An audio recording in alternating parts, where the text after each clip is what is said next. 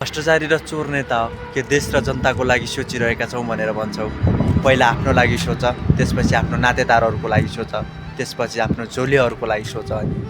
देश र जनताको लागि के सोच्नु पर्यो? देश र जनताले त आफ्नो बारेमा सोचिसकेको छ।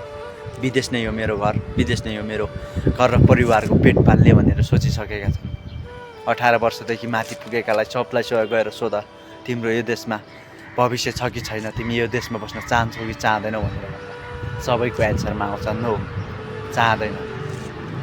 यो देशमा बसेर मेरो घर परिवारलाई पाल्न सक्दैन, सबैको मुखबाट एन्सर यही नै आउँछ।